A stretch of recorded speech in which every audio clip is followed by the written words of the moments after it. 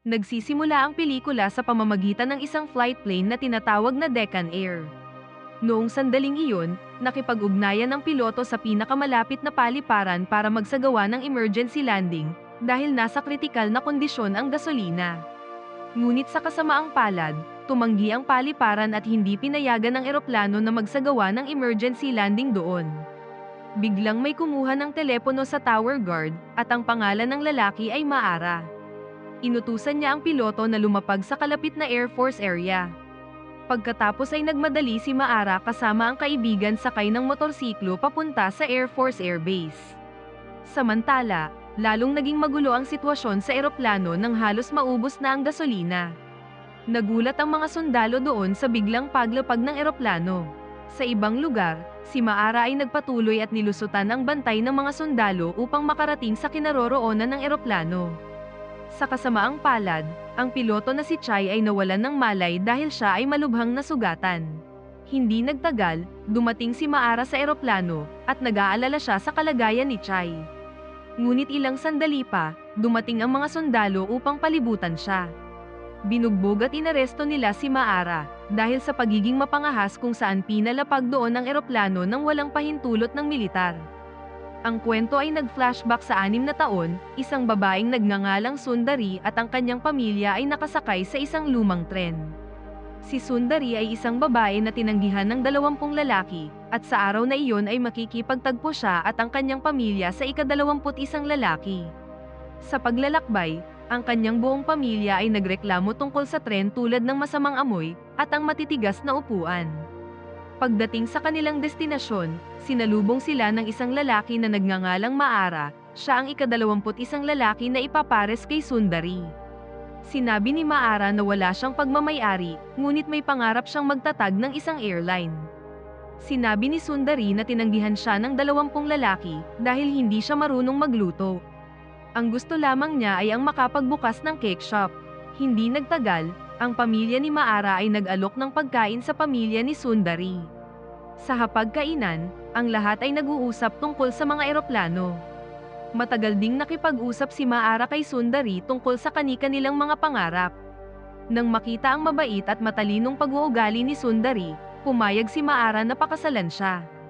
Gayunpaman, kailangan ni Sundari ng panahon para sagutin ito. Nang gabing iyon, nanatili ang pamilya ni Sundari sa lugar ni Maara. Sina Maara at Sundari ay nagkukwentuhan tungkol sa kanilang nakaraan.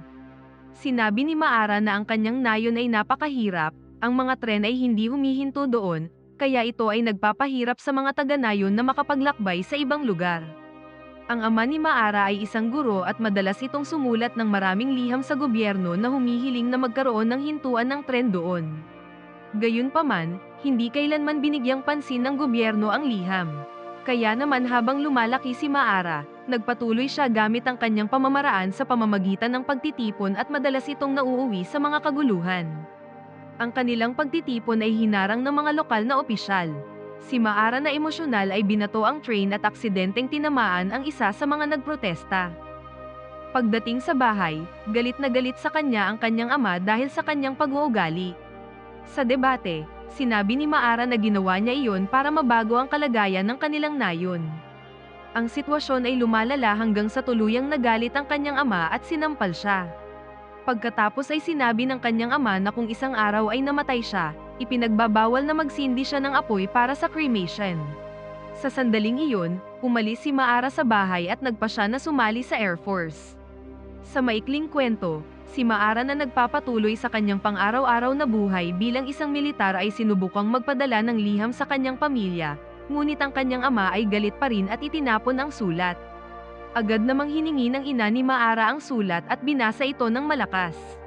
Nabuhay si Maara sa isang mabigat na pagsasanay, at sa isang pagkakataon ay nakatanggap siya ng 3 minutong tawag sa telepono. Tinawagan niya ang kanyang pamilya, ngunit nang gustong makipag-usap ng kanyang ama, biglang naputol ang linya ng telepono. Ang ama ni Maara ay nabigo, at naisip na ang kanyang anak ay galit pa rin sa kanya.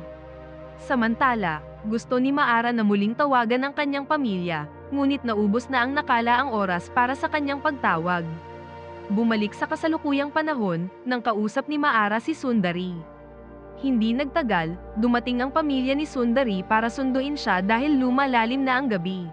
Kinabukasan, naghintay si Maara ng sagot mula kay Sundari, kung tatanggapin niya ang kanilang matchmaking o hindi.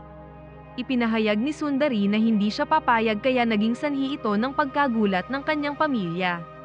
Nang tanungin ni Maara kung bakit tumanggi si Sundari na pakasalan siya, aniya, kailangan muna nilang matupad ang kanilang mga pangarap, saka sila magpapakasal. Hindi nagtagal, umalis si Sundari at ang kanyang pamilya sa bahay ni Maara. Hindi ibig sabihin nito na hindi siya gusto ni Sundari. Ngayon pa lang, nagsisimula ng mahulog ang loob ni Sundari kay Maara. Simula noon, nagsikap silang dalawa para matupad ang kanilang mga pangarap. Nahirapan si Maara na makapag-loan sa mga bangko dahil palagi siyang tinatanggihan. Makalipas ang 3 taon pagkatapos ng matchmaking, si Maara ay tila sasakay ng eroplano upang makipagkita kay Paresh Goswami, isang taong hinahangaan niya. Si Paresh ang may-ari ng airline na kilala sa tawag na Jazz Airline. Sa airport, nakilala ni Maara ang isang babaeng journalist na nagngangalang Citra. Pinaalalahanan siya ni Citra na hindi niya makikilala si Paresh dahil isa itong sikat na tao na mahirap hanapin. Sumagot si Maara sa pamamagitan ng pagpapakita ng isang business class ticket. Balak niyang makipagkita kay Paresh kahit na naubos ang kanyang bank account sa nabili niyang ticket. Sa eroplano, nakita ni Maara si Paresh na nakaupo sa harap niya. Lumapit siya para kausapin si Paresh. Mabuti na lamang at gustong makinig ni Paresh. Nagsimulang ipaliwanag ni Maara ang tungkol sa kanyang pangarap na magtayo ng isang airline para sa mga taong mahihirap sa India. Ngunit pinagtawanan lang siya ng mga tao doon. Ipinaliwanag muli ni Maara na hindi na kailangang dumaan sa isang travel agent para makasakay sa eroplano, dahil iyon ang dahilan kung bakit napakamahal ng mga presyo ng tiket. Iminungkahi ni Maara na bumili ng mga tiket online gamit ang internet at mga post office sa bawat rehiyon. Nagulat si Paresh sa ideya ni Maara subalit tinanggihan niya ito. Ayaw niyang sumakay sa kanyang eroplano ang mga porter at pulubi. Maya-maya, inutusan ni Paresh na ilipat si Maara sa economy class, pero syempre tumanggi si Maara dahil business class ticket ang kanyang nabili. May ibinulong si Paresh sa isang flight attendant, at hindi nagtagal ay biglang nag-anunsyo ang piloto na mag-U-turn siya dahil sa technical error. Gustuhin man o hindi ay kinailangan ni Maara na bumaba sa eroplano. Sa paliparan, nakilala ni Maara ang isang pasahero na nagngangalang Prakash Babu na nagkaka-interest sa kanyang ideya sa eroplano. Nagkausap din sila sa isang restaurant, at muling ipinaliwanag ni Maara ang kanyang nakakatuwang ideya na lumikha ng murang airline para sa mga Indian. Sa wakas, nagpa siya si Prakash na makipagtulungan kay Maara. Sa katunayan, hiniling sa kanya ni Prakash na pumunta sa kanyang opisina sa susunod na buwan. Kinabukasan, pumunta si Maara sa cake shop ni Sundari para ibalita sa kanya na matagumpay niyang naipasa ang unang hakbang. Ang tindahan ni Sundari ay mukhang mas maunlad, subalit inamin niya na siya ay may asawa at may 2 anak. Si Maara na nakarinig nito ay mukhang nabalisa at nadismaya kay Sundari, ngunit tila nagsinungaling si Sundari kay Maara. Sa sandaling nagpapakalat ng flyer si Sundari, nilapitan siya ni Maara sa pangalawang pagkakataon. Balak ni Maara na pakasalan siya, hanggang sa wakas ay pumayag din ang dalaga. Ang pag-ibig na 3 taon nang itinago, sa wakas ay naiparating na rin. Dumating ang araw ng kasal, at mukhang masaya ang lahat lalo na sina Maara at Sundari na opisyal nang naging mag-asawa. Hindi nagtagal, pumunta si Maara sa opisina ni Prakash Babu para talakayin ang kanilang mga plano. Nagsimulang ipaliwanag ni Maara na balak niyang magrenta ng eroplano at hindi ito bibilhin. Sigurado siya na malamang na magtatagumpay ang planong ito. Bagamat noong una ay tila nag-atubili ang mga tao, ngunit sa huli ay handa silang makipagtulungan kay Maara. Hiniling sa kanya ni Prakash na bigyan ito ng $80,000 upang ma-order ang eroplano sa lalong madaling panahon. Kaya naman ay nagsimulang maghanap ng pera si Maara at minsan pa ay napapaaway. Ang ina ni Maara ay nanghiram ng pera kasama ang lupain ng kanyang pamilya bilang collateral. Hindi lamang iyon, kailangan ding humingi ng pahintulot si Maara sa Director General ng Aviation na nagngangalang Anan. Naghintay si Maara ng ilang oras, ngunit walang anumang tawag. Hanggang sa pagsapit ng hapon, hiniling ng Director General kay Maara na bumalik ito sa susunod na araw. Katulad kahapon ay hindi natawagan si Maara. Sinabihan ulit siya ng Director General na pumunta kinabukasan. Pakiramdam ni Maara, siya ay nababaliwala, kaya nagpas siyang makipagkita sa presidente ng harapan. Sa tulong ng isang journalist na nakilala niya sa eroplano, nakausap ni Maara ang presidente at ipinaliwanag niya ang dahilan kung bakit gusto niya ng murang airline para sa mga mahihirap na tao sa India. Sa likod ng kanyang pagpupursige, may isang napakalungkot na kwento. Sa nakaraan, noong si Maara ay nasa Air Force. Isang araw, tumawag ang ina ni Maara at sinabing may sakit ang kanyang ama. Pinauwi agad siya ng kanyang ina, dahil sa lahat ng mga sandaling ito ay nagtitiis ang kanyang ama para lang makita siyang makauwi. Nagmadali siya patungo sa paliparan, ngunit siya ay nagkakaproblema. Sa sandaling iyon, ang mga tiket sa economy class ay nabili na, at ang natitira na lamang ay mga tiket sa business class. Ngunit hindi sapat ang kanyang pera para makabili ng business class. Dahil sa isang emergency, sinubukan ni Maara na maghanap ng nagpapautang sa airport. Mukha siyang baliw, subalit hindi siya pinansin ng mga tao sa airport, at walang nagmalasakit sa kanya. Ito ay nauwi sa pagpapaalis sa kanya ng mga security officer sa paliparan. Dahil dito ay napilitan siyang bumalik sa kanyang nayon sakay ng bus na may napakahabang oras ng biyahe. Samantala, ang kanyang ama ay naghihingalo. Pagka-uwi niya, nakita niyang nagkukumpulan na ang mga tao sa kanilang bahay, at patay na pala ang kanyang ama. Nabigo ang ina ni Maara dahil napakatagal niyang dumating, kahit na ang mga salita ng kanyang ama noon ay nagkatotoo, dahil hindi makapagsindi ng apoy si Maara para sa cremation ng kanyang ama. Binasa ng kanyang ina ang sulat ng kanyang ama sa kanyang harapan.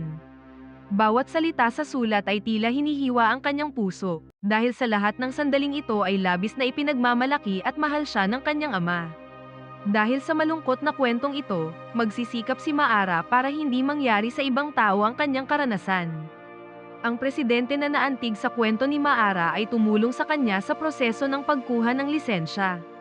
Nag-aatubiling pinirmahan ng Director General ang permit. Hindi nagtagal, nagsimulang idisenyo ang sasakyang panghimpapawid ni Maara at ito ay pinangalan ng Deccan Air. Nang ang eroplano ay malapit ng lumipad sa unang pagkakataon, muling nagkaroon ng problema. Sa lumalabas, si Prakash ay mahalagang tao ng Director General na sadyang ipinadala upang si Maara ay makarating hanggang dito. Pagkatapos makakuha ni Maara ng flight permit, gumawa si Parrish ng mga bagong regulasyon sa pamamagitan ni Anand bilang Director General ng Licensing. Nakasaad sa regulasyon na ang bawat flight ay dapat magbigay ng blueprint sa Director General ng Aviation. Dahil wala silang maipakitang blueprint, bilang parusa ay binawi sa kanya ang eroplano. Ngayon, si Maara ay hindi na nagmamay-ari ng eroplano. Sa katunayan ay isinangla niya ang lahat ng mga lupa ng kanyang magulang at ang kanyang sariling bahay. Agad namang nagprotesta si Maara kay Anand, ngunit wala itong silbi dahil walang pakialam ang Director General at pinaalis na lamang si Maara sa kanyang opisina. Lumapit si Maara na puno ng galit kay Prakash, hanggang sa dumating ang mga security officer at nahirapang arestuhin si Maara na nag-aalboruto. Ilang sandali pa ay nakita ni Maara si Parrish sa ikalawang palapag habang nakatingin sa kanya. Si Maara na nagsimulang mawalan ng pag-asa sa lahat ng kanyang kabiguan ay naging madalas na makipag-away sa kanyang asawa. Hanggang sa napagtanto niya na ang kanyang asawa ay palaging nariyan lang upang siya ay suportahan. Siya lamang ang taong naniniwala na balang araw ay matutupad ang kanyang pangarap. Lumipas ang oras, ngunit malungkot pa rin si Maara tungkol sa mga pinagdaanan niya. Napagtanto niya na kailangan niya ring pahalagahan ang kanyang asawa. Agad niyang hinanap ang kanyang asawa at humingi siya ng tawad. Nagbigay pa nga ng isang surpresa si Sundari, sinabi nito sa kanya na siya ay buntis. Kinabukasan, nagkaroon ng ideya si Maara na gawing eroplano ang isang cargo plane. Plano niyang gumamit ng maliit na eroplano upang makatipid ng gasolina, ngunit ang problema ngayon ay wala siyang pondo upang makagawa ng isang eroplano. Nanghiram din si Maara ng pera kay Sundari at sa kanyang tiyuhin. Gayunpaman, hindi pa rin sapat ang pera. Sa kabutihang palad, ang mga taga-nayon ay nag-donate upang si Maara ay makapagsimula kaagad sa kanyang flight. Gayunpaman, nagkaproblema na naman ang Deccan Air. Ang mga daanan na karamihan ay kinokontrol ni Parrish ay pinagbabawalan ang mga eroplano ng Deccan na lumapag sa kanilang teritoryo. Ngunit hindi pa rin sumuko si Maara, gumawa siya ng sarili niyang plane trajectory, at ginamit ang matagal nang inabandonang paliparan sa India. Ang plano ni Maara ay unti-unting nagsisimula patungo sa tagumpay. Nagbebenta siya ng tiket sa pamamagitan ng internet at nakikipagtulungan sa mga tren. Sa wakas, natupad ang kauna-unahang paglipad ng Deccan Airplane. Sa kasamaang palad, nang ang flight na ito ay kapos sa gasolina, inutusan ni Parrish ang air traffic controller na tanggihan ang emergency landing ng eroplano. Pagkatapos, ibinalik tayo sa eksena sa simula ng kwento, kung saan nag-emergency landing ang eroplano at dinakip si Maara. Sa Air Force Military Headquarters, ang taong nagpoproseso ng sentensya kay Maara ay si Naido, ang kanyang dating pinuno noong siya ay nasa Air Force. Hiniling ni Parrish kay Naido na bigyan ng parusa si Maara. Si Naido ay isang tapat na sundalo ngunit siya ay tumanggi. Sa maikling kwento, noong ika-13 ng Agosto taong 2003 matapos dumaan sa napakahirap na proseso, lilipad ang Deccan Air at mapapasinayaan bilang isang commercial plane. Matapos ang lahat ay handa na, tahimik na umupo si Maara sa eroplano kasama ang iba pang mga pasahero. Muli, nagkakaproblema ang Deccan Air sa paglapag. Nagkaroon ng pinsala sa pakpak ng eroplano kaya nagpapanik ang lahat ng pasahero. Nang makitang nagiging mas delikado ang sitwasyon, agad na pumasok si Maara sa pilot room para palitan ang piloto. Sa kabutihang palad, huminto ang eroplano ni Maara. Dahil sa kaguluhan, nagpa siya ang presidente na dating tumulong kay Maara na umalis, inatake din si Maara ng libu-libong tanong mula sa mga reporter. Siya ay pinaghihinalaang binabalewala ang international security sa pamamagitan ng pagbebenta ng mga murang tiket. Nang makaramdam ng pagkabigo at kawalan ng pag-asa, medyo natuwa pa rin si Maara dahil ipinanganak ng kanyang asawa ang kanilang sanggol. Agad na inimbestigahan ni Maara kung bakit nabigong lumipad ang kanyang eroplano. Nalaman niyang may sadyang pabaya sa paglagay ng langis, ang taong iyon ay si Mahoney. Sinuhulan siya ni Parrish para hadlangan ang biyahe. Dahil sa isang insidente na maaaring magdulot ng panganib sa maraming buhay, ang Deccan Air ay sumailalim din sa napakabigat na parusa. Sa kabutihang palad, inamin ni Mahoney ang kanyang pagkakamali, at sa wakas ay hindi nabigyan ng mabigat na parusa ang Deccan Air.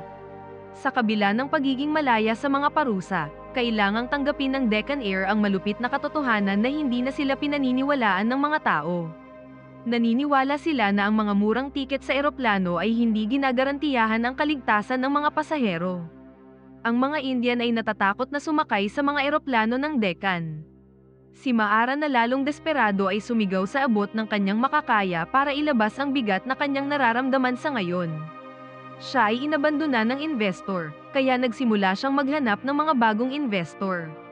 Hanggang sa may investor na gustong makatrabaho siya. Gayunpaman, siya ay tumanggi dahil gusto ng investor na maibenta ang mga tiket sa mataas na presyo. Ang kanyang pagtanggi sa magandang pagkakataon ay tinutulan ng kanyang matalik na kaibigan. Labis ang pagkadismaya ng kanyang matalik na kaibigan dahil isinakripisyo niya ang kanyang pagiging militar para lamang matupad ang kanyang pangarap. Hanggang ngayon, wala pa rin siyang nakukuha at siya ay lalong bumabagsak. Sa isang istasyon ng radyo na pag-aari ni Citra, inilantad ni Maara ang lahat ng mga krimen na ginawa ni Parrish. Sinabi niya na si Parrish na nagmamay-ari ng Jazz Airline ay isang mayaman at natatakot na ang mga mahihirap ay maaaring makapaglakbay sa pamamagitan ng Deccan Air. Binibigyang katwiran din niya ang anumang paraan upang hindi matupad ang pangarap ni Maara. Ang kaganapan ay narinig ng maraming tao, ngunit hindi na nahimik si Parrish. Aniya, hindi magagarantiyahan ng murang eroplano ang kaligtasan ng mga pasahero, habang prioridad naman ng mga airline ang kaligtasan at seguridad ng mga pasahero. Natuloy ang debate ng dalawa, para matukoy ng publiko kung alin ang tama at alin ang mali. Hanggang sa wakas, nagpa siya si Maara na ibalik ang tiwala ng publiko. Isinama niya ang 3 taong pinakamamahal niya sa paglipad ng Deccan Air. Ang kanyang ina, asawa, at ang kanilang anak na babae. Hindi man lang siya natutulog para bantayan ang eroplano, dahil maaari itong makamatay kapag muling sinabotahe ito ni Parrish. Sa kabutihang palad, nakipagtulungan sa kanya ang kanyang dating pinuno at ang mga sundalo ng Air Force na handang bantayan ang mga eroplano ng Deccan. Pagkatapos, noong ika-25 ng Agosto taong 2003, Ito ay naging isang makasaysayang araw para sa Deccan Airline. Dinala ni Maara ang kanyang pamilya, at naghihintay din siya sa iba pang mga pasahero. Ngunit sa kasamaang palad, walang dumating doon. Nang kakanselahin na sana ang flight nila, biglang dumating ang isang kaibigan, at ibinalita kay Maara na nagkakaproblema ang ticket booking application. Sa katunayan, ang lahat ng mga tiket ng Deccan Air ay nabenta. Ipinapahiwatig nito na malaki pa rin ang tiwala ng publiko sa Deccan Air. Perpektong lumipad ang eroplano at ligtas na nakarating ng walang problema. Sa araw na iyon, natupad ang pangarap ni Maara. Sa wakas, naisama niya ang mga mahihirap sa paglipad kasama niya sa kanyang eroplano. Lalong naging emosyonal ang sitwasyon nang magpasalamat ang isang lola kay Maara na nakasama ito sa paglipad ng kanyang eroplano. Hindi napigilan ni Maara ang lumuha sa tuwa. Nakita niyang bumababa ang kanyang ina na may dalang larawan ng kanyang ama. Pagkatapos, agad siyang niyakap ng kanyang ina. Labis ang kanyang kasiyahan na makitang natupad na ang pangarap ng kanyang anak. Hindi nagtagal, may tumawag kay Maara, at ito ay tawag mula kay Parrish. Gusto niyang anyayahan si Maara na makipagtulungan ngunit mariing tumanggi si Maara. Ngayon, nanalo na siya sa laban, at matutulungan niya ang mga mahihirap na tao para makapaglakbay sa pamamagitan ng murang tiket. Nagtatapos ang pelikula sa pamamagitan ng pagpapakita kay Maara at sa kanyang dalawang kaibigan na masayang naglalakad, dahil nagtagumpay at natupad na ang kanilang mga pangarap. Si Captain Gopinath na nagtagumpay sa pagtatatag ng Deccan Air Airline, isang taong napakapursigido sa pagsusumikap, kahit na nagsisimula ito sa napakahirap na sitwasyon. Naging motibasyon sa kanya ang pagkamatay ng kanyang ama, para lumikha ng air transport na maaaring tangkilikin ng lahat ng tao. Bukod sa tagumpay na nakamit, ang suporta ng mga taong malapit sa kanyang buhay ay napakahalaga lalo na mula sa kanyang asawa at magulang. Nawa ay nagustuhan niyo ang palabas. Mag-like at mag-subscribe para ma-notify kayo sa mga bago nating upload. Maraming salamat!